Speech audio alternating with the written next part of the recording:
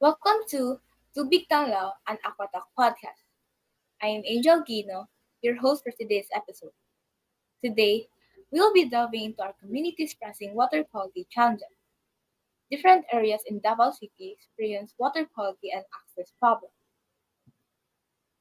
Let us observe a minute of silence and place ourselves in the presence of the Lord. Let us remind ourselves of the significance of what we're doing to shed awareness on this water qualities issue. As we begin on this path to promote clean water access, let us seek wisdom and strength. Amen. Okay, let's start with a warm up. Everyone, please introduce yourselves and tell us a little bit about what you will provide in today's podcast. Good morning, everyone. I am Mary Joyce Seniel from 11 Regis. In MIL, or Media Information Literacy, our last project is to create an advocacy poster and video for the SDG allocated to us, which is SDG 6, Clean Water and Sanitation. Today, we will share a lot of information to enlighten the people about the water quality challenges in our community. I am the group's leader or project manager, and I am also the researcher and writer. Here are some of my group members. Hello guys, I am Lindsay Louise B. Puyoc, and I am the director and editor. As director and editor, I am responsible for directing the development of our advocacy materials, which include posters and videos. We strive to communicate the urgency of the water quality issues while inspiring hope and action. We want to engage our audience and start meaningful conversation around clean water accessibility by using narrative and striking images. Hi everyone, I am Julius Labastida and I am also a researcher and writer. My focus is on gathering accurate and comprehensive data about water quality challenges.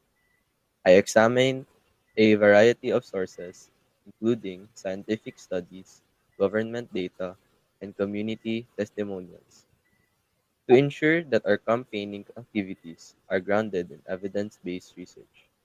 We hope to promote empathy and motivate action toward long term solutions by creating intriguing narratives that emphasize the human stories behind all the information. Hello, I'm Neil Christian Legara, our group's videographer and graphic designer. Visual storytelling is powerful for conveying complex issues like water quality challenges. Through compelling visuals, including videos and posters, we aim to capture our audience's attention and evoke emotional responses. Okay, thank you for that comprehensive introduction of yourselves. Now, let's start by understanding the gravity of the situation. Can you share some information about the problem at hand here? One of the most pressing issues confronting underprivileged individuals worldwide is the lack of clean water and safe water access.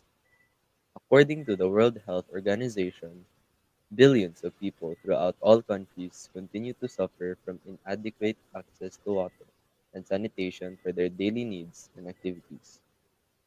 840 million people worldwide do not have clean water drinking water, and 2.3 billion do not have access to facilities and essential sanitation services. That data is from UNICEF just last year. Furthermore, lack of access to clean and safe water is a significant factor in many illnesses, such as cholera, diarrhea, dysentery, typhoid, and more. Regarding the Philippine context, according to data from the United Nations and UNICEF, 53% of households in the Philippines do not have access to a properly managed water supply, and 39% do not have access to suitable sanitation. So, based on this, we may conclude that the situation is already serious, correct? What can you say to us about our own city?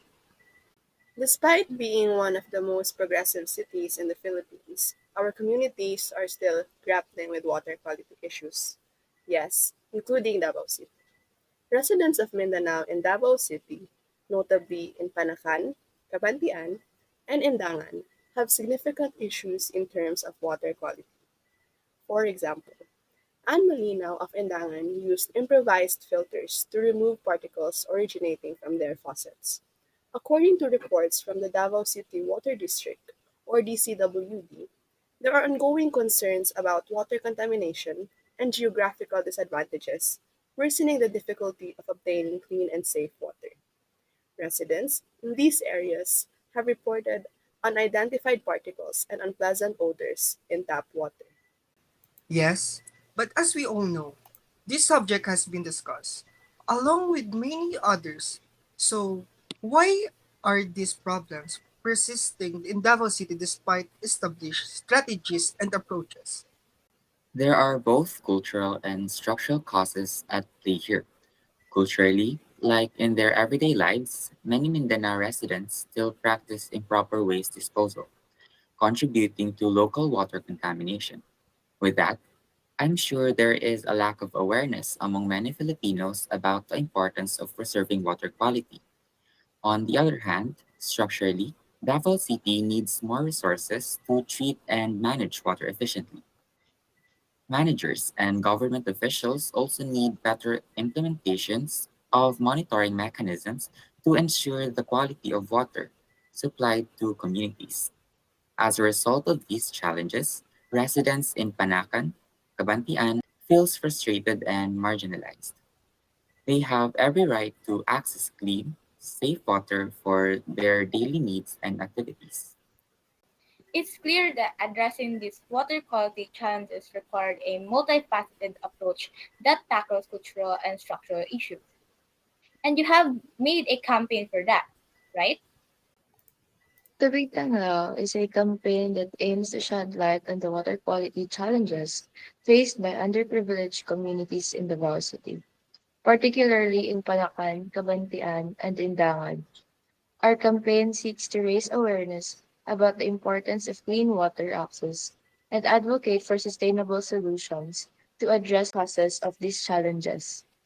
As part of the campaign, we've been working on various advocacy materials, including posters, videos, and social media campaigns. These resources are intended to educate the public on the significance of water quality issues in our communities and to promote action toward positive change. Ultimately, Tubig Tanglaw is more than just a campaign. It's a movement for water justice. We believe everyone deserves access to clean and safe water, and we're committed to advocating for policies and practices that upholds this fundamental human right. That's truly inspiring. Your dedication to advocating for clean water access is commendable. So, part of your campaign, could you perhaps make recommendations for what residents should do to help our community? It may sound cliche, but it might also be something unique and simple that everyone could do to help address our water quality concerns. Let us start with Julius. Thank you, Angel. One unique recommendation I would propose is the implementation of community-based water quality monitoring programs. This involves training and equipping community members with simple water testing kits and empowering them to monitor the quality of their local water sources regularly. By actively engaging citizens in the monitoring process, we can enhance transparency and accountability of water quality issues. Building on Julia's suggestion, I would propose another recommendation to implement sustainable water management practices at the household level. This could involve simple yet impactful actions such as installing water saving devices, repairing leaks promptly, and practicing water conservation habits like turning off taps when not in use and using water efficient appliances. By adopting these sustainable practices in our daily lives, we can collectively contribute to conserving water, reducing pollution, and enhancing overall water quality in our communities. Besides community based monitoring and household level conservation efforts, I would also recommend fostering partnership between local communities, government agencies, and private sectors stakeholders to invest in sustainable water infrastructure projects. By pooling resources and expertise, this collaborative effort can address the root causes of water quality challenges and ensure the long-term sustainability of water supply systems. To complement the recommendations provided by Julius, Louise, and Neil, I would emphasize the importance of education and awareness to empower communities to address water quality challenges effectively. This could involve organizing workshops, training sessions, and educational campaigns focused on topics such as water conservation, pollution prevention, and hygiene practices. By equipping individuals with the knowledge and skills needed to identify and prevent water quality issues, we can foster a culture of collective responsibility. Ultimately, we can empower communities to safeguard water resources and actively promote water justice for all. Thank you for sharing your insights and experiences with us today and as a youth. Not all are the passionate about these causes, and we all know that. Yes, and actually, engaging the youth is crucial for the success of our movement. We believe that young people have the power to drive meaningful change in our communities and beyond. That's why we're calling on the youth of Mindanao to join us in advocating for clean water access and environmental justice. Can you elaborate more on that? And how do you expect Mindanao's youth to get involved in this movement? We believe engaging the youth is essential because they bring unique perspectives, energy, and creativity. One way we're expecting the youth of Mindanao to get involved is by spreading awareness about water quality challenges and the importance of clean water access through their social networks.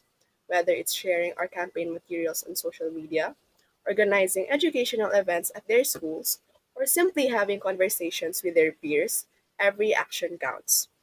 We want to empower young people to become advocates for clean water access in their communities.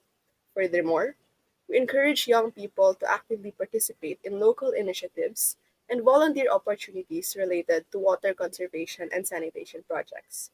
We can make a difference in improving water quality and access for underprivileged communities by giving their time and skills to these efforts. Ultimately, we envision a future where the youth of Mindanao are at the forefront of the movement for water justice, driving positive change and inspiring others to join our cause. Angel has mentioned, but your commitment to your cause is really inspiring. Perhaps you have some personal stories or experiences that have motivated you to advocate for clean water access. Personally, I have not had problems regarding water quality, but I've seen firsthand the struggles many families face in accessing clean and safe water for their daily needs. One experience that deeply affected me was being in a province where residents had to walk long distances every day just to fetch water from a source they weren't even sure was safe. Seeing the hardship and suffering endured by these families ignited a fire within me to take action and advocate for change. Ultimately, these personal stories and experiences drive the advocacy efforts and fuel our determination to create a brighter and healthier future for generations to come. Thank you very much, everyone. I want to thank our guests, MJ, Julius, Louis, and Neil, for sharing their insights, experiences, and recommendations on addressing water quality challenges in our community. Thank you for being here with us today. As we wrap up, what message would each of you like to leave our listeners? I encourage our listeners to remember that every individual has the power to make a difference. Whether through small actions every day or larger efforts, we all play a role in safeguarding clean water access for ourselves and future generations. Mhm. Let's remember that access to clean water is not just a privilege, it's a fundamental human right. By coming together as a community and advocating for policies and practices that prioritize clean water access, we can create a more equitable and sustainable world for all. As we navigate the complexities of addressing water quality challenges, let's not forget the importance of collaboration and partnership. By working together across different sectors, we can leverage our collective expertise and resources to implement effective solutions and ensure clean water access for everyone.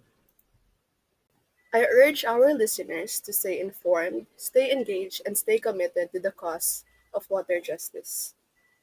Together, we can create a future where clean and safe water is accessible to all, regardless of geography or socioeconomic status. Thank you all for listening, and let's continue to advocate for a world where everyone can thrive. Thank you for tuning in to Tubig Tanglaw. Until next time, remember, every drop counts. Every drop counts. Every Every Every drop drop drop counts. counts. counts.